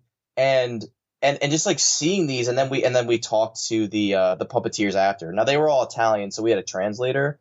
And it was just fascinating. So that's where I kind of came back with here. But I think this is celebrating the European or Austrian tradition of, I mean, I don't know if they have a tradition now or if it's just kind of like I'm just talking on my ass. But if it's this tradition of puppets and storytelling through puppets. So, I mean, it's just a padding and it's fun. Like this kind of like it serves its purpose of just, being something. It actually leads to the next plot point, though, is that Max wants to enter these people in like Austrian Idol or whatever, and the captain ain't having none of it. Like he's nah, we don't sing in public. Like we're not going to do that. Like he has a limit to what he's going to allow for here, but he does agree to like, okay, we can have a party at the villa after I lay down some dulcet singing, because everybody can play the guitar apparently here, which is fine.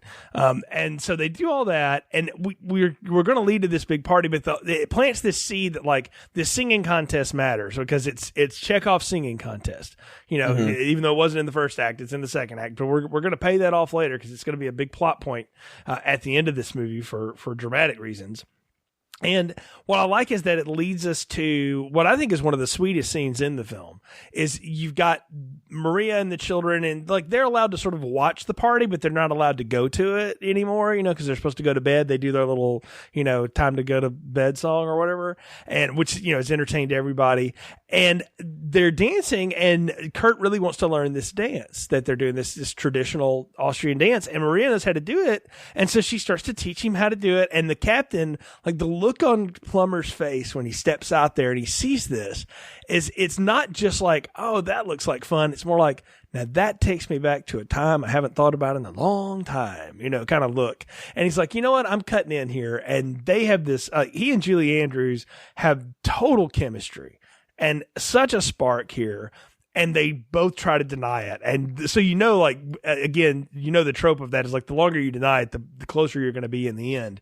But I love the fact that, they both realize there's something going on here that's more than just we both like to dance together. Like we work well together. We fit together. There's something about that, man. Like I've been married for 14 years. I've been with my wife for 16 years, and I can't imagine doing anything like the stuff I do with her with anybody else.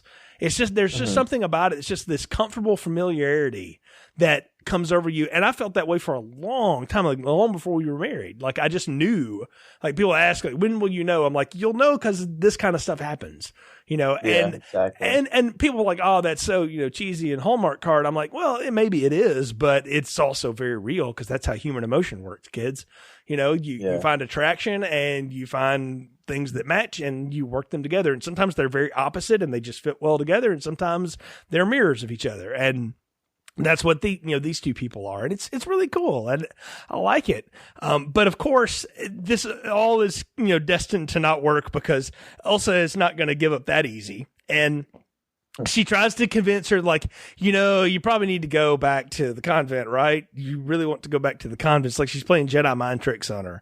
And I was sort of amused by the fact that Maria's like, I don't really want to go, but I guess I will because you're right. It's probably the right thing. And I'm like, man, talk about taking the high road. Yeah, I think it's interesting. Well, it's funny, like with that, their good night, we're going to bed song, Family Guy parodies that. And I think I remember two specific parodies. One comes like towards the end of the film, but this was, I know they had like the Griffin children like parody to the song. So, again, it's still this film is still in popular culture, whether or not people realize it. But yeah, and that fluidity with the dance is also really interesting. And again, the chemistry between Plummer and Andrews is just great. But correct me if I'm wrong, I think Elsa, she plays the card of like, oh, the captain's in love with you. Yeah. And you should probably leave. And I'm like, oh, that's like an interesting, like bold move, Cotton. Let's see how it plays out. I guess, yeah. I guess in the moment it worked. And she leaves without saying goodbye. And and again, I think we were hitting on this earlier. I don't think that this character is evil. Like she's not like the evil stepmother who wants to marry him for his money. Like she just seems like very real. Well, she's already got her own money. That's the thing we should say. Like Elsa is a baroness. She's got her own money. She don't need his money, which he basically got from his wife passing away, right? Like she don't need that. Like, but she realizes like politically and socially, it makes more sense for her and him to be together than for Maria and him to be together. And she knows like he really is into you. But let's be real, girl. Like that ain't the world we live in, as much as we maybe want it to be. Because she does that whole woman to woman talk with her and all that stuff. And anytime like one female character says that to another one, I know it's not going to pass the Bechdel test. But one's about to tell one to leave my man alone. Like that's pretty much what's about to happen. And that's basically what she says is like, I know he's into you and I kind of get it, but let's be honest, girl, this ain't going to work. And I had him first. Yeah, I had him first. And moreover, it makes more sense. And you got to go. And so Maria's like, yeah, you're right. I got to go. And so she gets ready to go. And what I get a kick out of is like the children are very much not about this new mother prospect action here. And like they start singing the same songs, but they're all gloomy and funeral dirge now. And I was like, well, no, that's a cute motif to twist the fun song and go, do, re, mi. It's just now again, it's a funeral dirge instead of happy rolling hills. Like the only thing they didn't do was have them do it standing out in the rain or something.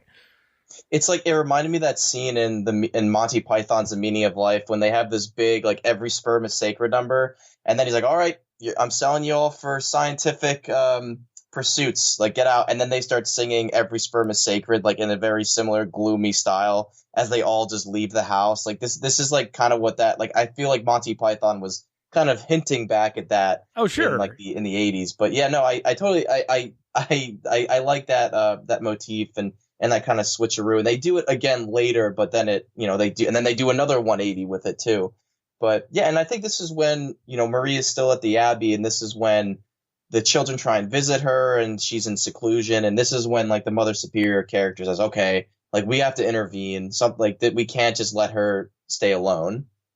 Well, yeah, they realize like we're the ones that set you on this journey, and we had no idea this was going to happen, but it did, and it's very obvious that that is your place in this world. And you can come back here and say that you're ready to, the seriousness of this life and all that stuff, but we both know your life is at that house with those children and that family and that man. Like we can tell you are purposely cutting yourself off from what we know would make you happy and what your purpose is because you think it's the right thing to do.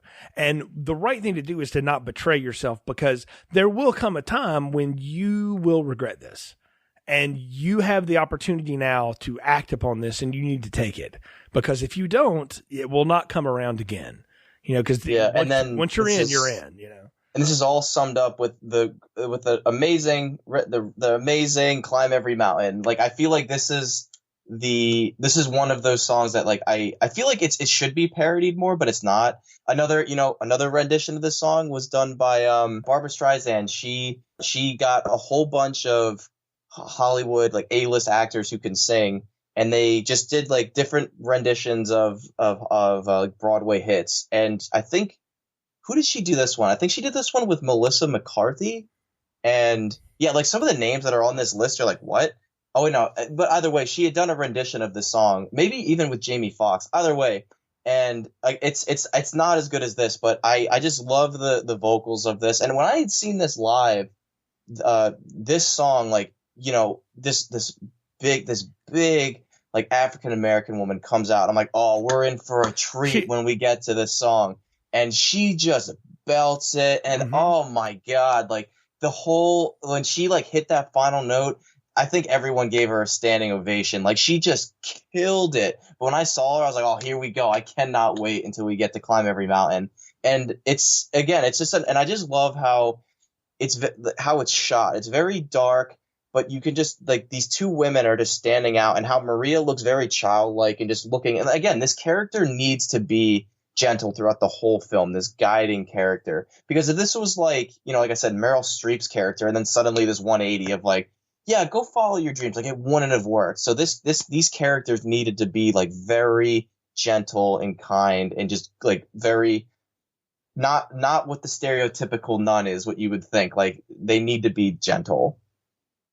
Right. And they are, that's the thing. And so she goes back and she learns of the engagement, and she's like, okay, fine, I'll stay until, you go off to boarding school, or they find another governess or whatever. I don't want to cause trouble. But the captain's like, look, I gotta be honest here. Like, and I'm using modern language here, but he kind of goes to Elsa like, you kind of knew this was coming, right? And Elsa's like, yeah, I just, I tried, but it's all right, Which that's a really interesting scene too. Like, she says, yeah, like, it wouldn't have, like, and she plays it off like, well, I was going to break up with you anyway. Like, it's okay. Like, I mean, obviously she's crying. Like, she doesn't really mean it. She's kind of giving him that excuse. Like, it's okay. I saw it coming. I was holding on to this false hope. But, I love the line. And she's like kind of supportive. Like, there's a woman who's not going to go be a nun. And he's like, right. What? And he's like, go, my child, go forward and catch up with her. And this brings us into Something Good, which was the second song written for the film. And I definitely think that this is it has to be that gazebo, man. Like, this is another cheesy moment. And I think for different reasons. I think it's the whole, like, I love you when insert moment that happened in the film that makes it cheesy. And this is a little bit more like, okay, whatever. But I really like this song more because Seth MacFarlane from Family Guy, he does an amazing rendition of this song. He released an album, I think, in 2012, where he does like big band hits, and he does a rendition of the song, and it's amazing. Like, I would recommend everyone go listen to his rendition of the song. I mean, that album is amazing, but this song, it's just so soothing. And I mean, say what you will about Seth MacFarlane, but he nails the song. But this song, I think, is cheesy, but it works. They're together now. Oh, that guy is the greatest voice talent since Mel Blanc that we've ever had in America. Like, the fact that he can sing and do all of those voices and stuff like that, but he's got a gorgeous voice. I I mean, he really does. Aside from what you may think of him and some of his humor and all that kind of stuff, he is definitely a great singer. So I could see him do this. I looked it up while you were talking. Streisand did this with Jamie Foxx, and I immediately had a memory of it come back to me. I was like, oh yes, I remember that. Because that was all over the rage when she was doing all these things. So, but it's a great tune. And the funny thing is, though, like apparently in real life, like the Baroness he spurned, like it was not nearly like this nice. It was very contentious. She was like, "Excuse me, what?" I don't blame her. Yeah, I mean, I was like, no, they softened that blow for the movie, and her family apparently was not very pleased about it. I've been in the Baroness situation. Mm-hmm. Like I've been with a girl, and she's like, "Actually, I want to be with this guy," and I was not like, "It's okay, go for it." I was pretty pissed, and I made that very clear. but I'd say, well, I mean, it's you got to make it for the movie, I guess, and it works. Yeah, I mean, the whole purpose is to get to this absolutely gorgeous wedding. You have this beautiful cathedral and this 14-foot train dress on this woman and all of this stuff. I mean, it is a gorgeous wedding scene and all the singing going on. It's beautiful, but it's also when this movie turns and changes once and for all. And it's what's interesting about the wedding scene is like I feel like most movies would end here. Absolutely, like, yes. Because it's this big extravagant, like this is the final number, like this is the finale, and it goes full circle because the beginning of the film they sang like How Do You Solve a Problem Like Maria, and now they're singing it here. It's very poetic. It works. The children are happy. This ice father, his heart is melted. He's happy. She's happy. Everyone's happy. It's like very vibrant and bright. Like it's great. And then this is when I think that whole thing of like the last like 40 minutes of this film is just a giant epilogue to kind of like, oh yeah, and they ran away from the Nazis. Yeah, oh yeah. And by the way, here are the Nazis. Like honestly, man, like if this movie ended on the wedding, perfect Disney-fied happy movie, right? The fact that they not only chose to continue the story, and the story did continue naturally, and they did escape the Nazis and all that. Then they don't sneak out the back of the theater. They got on a train and took it to Italy and then to London and then to America. They didn't hike across the Alps because if they'd done that, they'd have landed right in Hitler's hands. By the way, but for narrative structure for the movie, it's cuter to do that. So we know that's coming, and the fact that they decided, like, we need to finish telling that story. Like, we don't need a line on the screen that says, and then they fled Austria when the Third Reich moved in, and they came to America, and we all love them now. That would have been like out of nowhere. Like, whoa, yeah. what? Well, no, actually, it wouldn't have. It would have been perfect. Like, and this family fled when World War II broke out, because we all know that's happening, and they lived happily ever after. Like, that would have been the convenient ending. The fact this movie decides to go for the last 40 minutes to tell the story of what happens after the honeymoon here. And what they're doing is they're paying off the fact that Max has decided to enter the children into this contest anyway, right? Against the captain's wishes. And they return, and the news that the Germans are taking over. The captain's supposed to go take over the German Navy. And I love that they give Christopher Plummer the scene where he comes back and there's all these Nazi flags on his castle, and he's like, son, and like starts tearing them down and like rips one in half and all this, like not doing that, because apparently the real Von Trapp was very anti-Nazi. No, I'm not having any part of that. And they've sort of set it up in this movie that this guy's not going along with that, and he makes it very clear at this point that he's not going to. And he decides, like, contest or not, we're taking the car and pushing it down the road, and we're getting out of here, before it's over with. And the brown shirts that are there to stop them, like, that is just a harrowing moment, right? And what you see then is that this man's military background that made him the stern father that we wanted to change so badly now pays off to actually be useful, because he's so cunning and he's so smart that he learns how to weasel his way out of the situation. It's like watching James Bond talk himself out of getting killed by Goldfinger or something. Yeah, and I think it's also fitting that he's a Navy man, because one of the things, I mean, I could be incorrect on this fact, but from what I understood about the German Navy is, like, they kind of went into World War II like, we're going to do our job. It's all for, it's all for the fatherland. We're not like buying into what the Third Reich is. This is all about Germany. Like, they weren't like the Luftwaffe that were just like committing war crimes in the air. Like, they were like, we're doing our job. Even like all the Navy guys, a little anecdote. My grandfather, he was a merchant marine he was 18, 19 years old, and his ship got sunk in the middle of in the Atlantic by a German U-boat. And, and I'll just do the Cliff Notes version, but the story in itself is amazing. And he was on a transport ship, carrying ammunition to England, and they got left behind because they were having engine problems. And, the convoy doesn't stop for anyone. So they were like out in the sea by themselves, and this German U-boat sank them. Ship sank in like 10 minutes, and 2 lifeboats got off, and he was in one of them.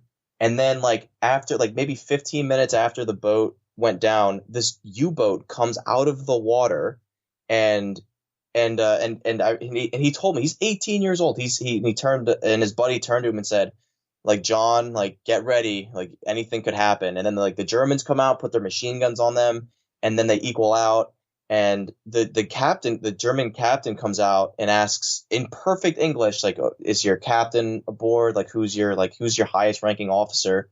They gave them water, like some basic provisions, and there were some guys that had like severe burns from the ship, and they gave them like some ointment for the burns, and they gave them their coordinates. And he's like, I wish I could do more, but my job. And he's like, I'll never forget what he said. He's like, my job, or your job, is to get places, and my job is to make sure you don't get there. He said, good luck. I hope everything turns out well. And then they left. And like that was the German military, or the German Navy, I should say, is like they were men of action, they were men of respect, and they had men of dignity. So it's not such far-fetched to think that this guy, who's part of the German Navy, was just, against the fascist movement. Well, yeah, he would have been part of the German Navy.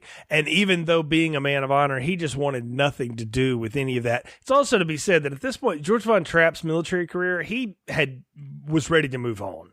Like, he didn't want to go back to war. He had done all of this and just didn't see it as, it wasn't something he wanted to be a part of. His homeland was being taken away from him, and he was ready to move on. Like he had a great way to move on. He had a new wife. He had a loving family. He also realized, like, hey, maybe we can do something with this whole music thing, and it's time to go. And it was just a good convenience of circumstances historically.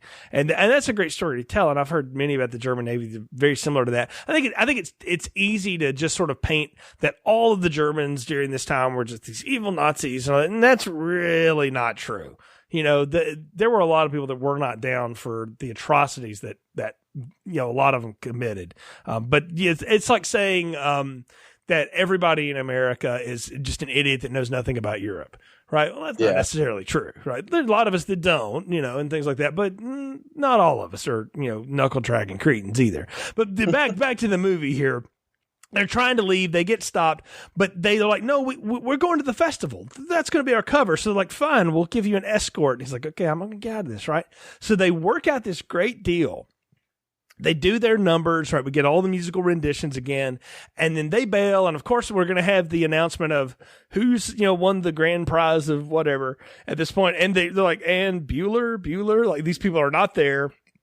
We go on this great foot chase. And what I loved about this is how they hide in the crypt. Like they got themselves basically backed into a corner at this point, and they're like, that we have to just stay here. If we just stay silent enough, we'll be okay. And Rolf is the one that recognizes Liesel, and he kind of gives her this look, and for half a second, you can tell like he's like, oh man, I'm about to rat out my would-be girlfriend's family, but he's obviously been completely indoctrinated into the Hitler Youth. And what I love here is, again, we get the captain in his great suave sense of just command of a scene, be able to walk up to this man who's got a gun on him and just keep talking him down. And what he's doing is buying his family time, like, get out of here while I'm talking him down. And for like half a second, Rolf realizes, like, I should shoot you, but I'm not going to. I'm going to give you a 1 second head start, and then I'm going to blow this whistle. And he lets him disarm him, and then he calls, the cops on. And I'm like, well, it also goes to show you that even the people that were caught up in the Nazi movement weren't all bad. They were impressionable youth, a lot of them, just like this guy. And even though he did blow the whistle on him, he did give him a head start. What's funny to me, and I got to tell you, like, it hit me as sort of strange, that there's this comic punch that undercuts this because they get into the caretaker's car and speed away, and the Germans get in their car and it won't start because the nuns have sinned and like just disabled the distributor caps. And I'm like, I don't know that I needed that joke there. Like, it sort of undercuts the tension of the moment. I guess maybe that's what it's supposed to do, but it was the one time in this movie I felt like I don't know that was necessary to have. Well, the whole thing going back to Rolf, doesn't Captain Von Trapp call him a coward? He's like, you're not man enough. And then Rolf's like, yeah? He's like, I won't shoot you, but I'm still going to call them. But I think like everything you said was right. I just was like, oh, wait, didn't he called him a coward, which I was like, dude, that was not like you were free to go. He was about to turn the blind eye. And then you just had to be a macho and call him a coward. But that joke, that was the second joke that I think Family Guy had referenced at some point in their show. Where it's like, yo, forgive me, mother, I have sinned, and they take the car parts. Like, oh, it's like, that's okay. It's like, forgive me, mother, I have sinned too. And then like the other nun pulls out the head of Rolf. Like, oh my God, what happened? And it's like, well, they started this, it's on. But I kind of like the joke. It's just because you got to remember, like, I feel like the whole movie up to this point, like up to that marriage, which is, happy, I don't want to say happy-go-lucky, but it was just like really energetic. And then it like really takes this turn of, Nazis and fascism and nationalism. And like, we got to get out of here. And I'm like, I think we need to undercut that with this, like, forgive me, I've sinned. Because I just like it's how it's fitting that the nun does it. And they also know, like, this is right. I think the joke for me works in that because this movie isn't this like dark and gritty, like it's like, it's not the Dire Van Frank, like it's still that comedy aspect is still in there. True. And of course we get the great ending where they make their way across the Swiss Alps on foot, which we've already told, isn't how it went down, but fine, that because it's another great scene and we get to get the music again and it swells and we get the big reprise, and then that's the end of the movie and we get our big happy yellow bow on the end of it here. And what I find interesting about the last 40 minutes in the movie is that so much about this movie has really been Julie Andrews' movie up until the end. Like when she gets married, she kind of walks out of the movie for a little bit. I mean, it becomes Christopher Plummer's movie for the last act, which is, I don't know, it's just different. Like I noticed a real, not only a tonal shift, but like a shift in character focus. It's like, and now Maria got exactly what we wanted her to have and what she wanted, and now we're done with her. Yeah, and that's what I mean. Like, I feel like the film could have ended at the wedding, and then there's this epilogue where it's like, and then here's what happened. Because Maria's story is tied up. Like, her arc is completed when she gets married, and then we just gotta, like, okay, let's I feel like it's not rushed, it's the right word, but it's like it's tacked on. Mm-hmm. Like, here, let's just put this on the end because this is also an incredible story, but we're also gonna like jazz it up a little bit for the audience. Yeah, and it's the natural playing of the story. It tells it to its actual end, and again, Maria Von Trapp, it's in her book, and she insisted that they go through with all of it, so they go with it, and the movie ends. So, well, Mike, we've had a good talk about it here, but it's time for final thoughts, recommendations, and popcorn ratings. So what are yours for The Sound of Music? So I feel like I've been a broken record with, all the things I've been saying, like, oh, it's a fun movie, I'm smiling, I really like this song. But, it's true. Like, I just feel like every time a new song came on, especially for that first, 2.5 hours, I was just smiling because of, the nostalgia I was feeling, just the energy that is being emitted. It's a very vibrant and bright movie. And I can relate to a lot of it, and it means something very special to me. Like I said in the beginning, it's my fifth favorite movie. It's in my top 5, and I think it's a film that not many people are talking about, and if they are, they're being very negative about it in this really weird way. But it's kind of missing the point.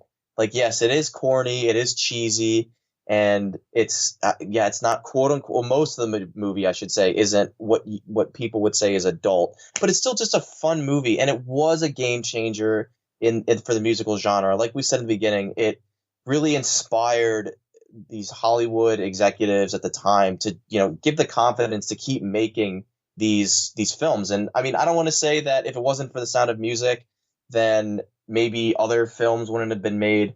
But I mean, this film ran for 5 years. People are still referencing it, whether we know it or not.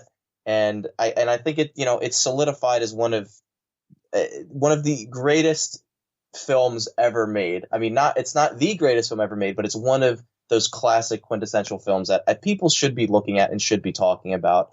So with my final recommendation, I totally recommend it. Like, I think that goes without saying. My popcorn rating, so I'm going to go with extra large, put some butter on top. Like, it's sit back and relax and just enjoy this movie. Get your extra large soda too, because I mean, it's going to be, you're in for the long haul with a 3-hour movie, but they just don't make movies like this anymore. And I feel like films, especially modern musicals, they're trying to emulate this, but they just can't get it. Hopefully someone comes along and can actually, blend the two genre, like blend the modern genre with an older genre. But for right now, I definitely highly recommend extra large popcorn for me. Now, the problem is with the blending of it and with modern musicals is we're trying to tell fake stories in real times rather than tell a mostly real story in a real time. We've sort of told all the stories, it seems like, or else we feel like we have. And so that it helps when there's some real grounding to it. Again, I had never seen this before, but I felt like I knew this movie from pop culture and a lot of the pop culture that you've mentioned and that I've mentioned throughout this. And I think that's a testament to just how pervasive and how important this was for cinema. Of all kinds, for comedies, for dramas, for romantic comedies, for, leads, and women leads in roles and the way that they go about doing the things that they do. And also for just using music and musicals as a way to tell a story. It's one thing to have a musical that feels like you're just watching the play in front of you again. And it's another to see like I'm watching a movie and musical just has to break out into it. Right. And that's very much the way this movie is. The scenery is gorgeous. The cinematography is great. The direction works. The chemistry of the cast works. There's nothing wrong with this movie. Yes, it is very sweet. So if you go with the extra large soda, you may be getting a little too much sugar. I'm going to have to recommend we go with a little water in there on that one. But yeah, this movie is fantastic. And if you've never seen it, but all of the stuff that it influenced or whatever, you definitely owe it to yourself to see it like I did. Watch it. I do think it is a film that is best enjoyed with a group of people that are interested in seeing something like this. I think there's like a sing-along version out there and all this stuff. And I'm like, I could see that being a thing for people to get into, and I get the appeal of this movie and again, its influence all the way across the board. For me, it's very strong, large popcorn, absolutely worth seeing. Glad I watched it. Definitely will see it again at some point. Hopefully the next time I see it, I'd love to see it when it comes back into a theater. I think seeing this in a theater experience would be cool. And I really want to see like a stage play version of it now too. I want to see what the difference would be because there've been opportunities throughout my life to do it and I just never, bought into it because again, I didn't know the movie and didn't really know the story. And now I want to see it played out that way and just learn a little bit more about it because I've had so much fun digging into the history of this and not only the history of the film, but the history of the family and learning about it. It's just fun to think about this. And, modern sensibilities may not lead you to think like you can enjoy something like this. And I'm here to tell you can. There's absolutely nothing wrong with just a fun, sweet movie that takes you away and gives you a good bit of 3 hours of escape. Just to wrap up again, large popcorn for me. Definitely recommend you see it and definitely worth your time. And one of the things about that I just want to hit on real quick, like I completely agree with everything you said, is if you could see this in a theater, like seeing movies of this generation in theaters is something like it's just an experience that you can't really describe. For instance, I think around a month ago, I what is it, like Fathom Events, like like Turner Classic Movies. Yeah. They always have re-release movies. Like for anyone that isn't familiar with that, like look up this Turner Classic Movies and see what they're playing. I was able to see West Side Story like earlier last fall in the theater, amazing. And most recently, I just saw Ben-Hur in the theaters, and that experience was so awesome seeing it on a big screen. And I know, like Jay, I know a few mutual friends of ours and podcasters. They don't really like going to the movie theaters because of the movie going experience is changing. But I feel like with these Turner Classic Movies, it's such a niche audience that who know about this and also that are going to go see these films to begin with, and they range all over. I think they're going to have Aliens play in October. And I think that's just from what I remember, but it's such like a niche audience that the people that go are there to see the movie. Like there's no teenagers on their phones.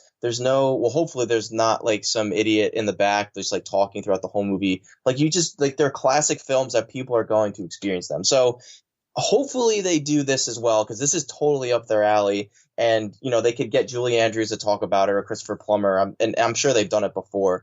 But if anyone has the opportunity to see this on a big screen, totally recommend. But yeah, that's what I just wanted to say about that final bit about seeing it on a big screen. Oh, yeah, I agree. I mean, this is definitely something to check out. But even if you don't see it on a big screen and you haven't seen it, or if it's been a while, revisit it. It's definitely worth it. Well, Mike, really enjoyed having you here on Film Strip. Tell folks again about Amateur Auteurs podcast and where they can find your show.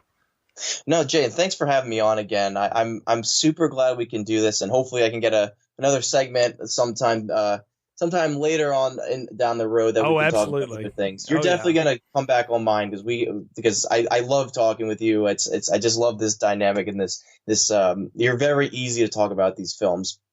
So yeah, like I said, Amateur Auteurs, just this very, very small amateur podcast where two brothers just sit and talk about movies. We do have a Twitter. It's all Tours Pod. And yeah, interact with us. We love having that interaction. We also have an email at theamateurauteurspodcast@gmail.com. And I'm working on trying to get maybe an Instagram or a Facebook. But right now we just have the Twitter and the Facebook. And yeah, and we love the interaction from anyone. So yeah, that's where you can find us. Well, fantastic, Mike. Again, really enjoyed it. You'll definitely be back on Film Strip again, and I look forward to my next appearance on Amateur Auteurs as well, because it was a real blast talking about this with you and just talking movies in general. Folks, thanks again for your support and showing this on the show. You can find more episodes on our website, filmstrippodcast.com. You'll find our entire back catalog, and wherever you can find podcasts, you'll see the list of the platforms there on the website. You can download us, subscribe to Film Strip Podcast, leave us a positive review. It helps people find the show. You can find us on the Facebook, just search for Film Strip Podcast, and we're also on Twitter at Film Strip Pod. If you want to follow the show, we appreciate your support. Until next time, for Mike and Amateur Auteurs, I'm Jay. You've been listening to Film Strip. Thank you for listening to Film Strip. You can find more episodes on our website, filmstrippodcast.com. The Film Strip theme music is produced and performed by Frozen Lake 121. All content used or discussed in these podcast episodes is the property of the respective owners and used under the Fair Use Act, Section 504, C2, Title 17.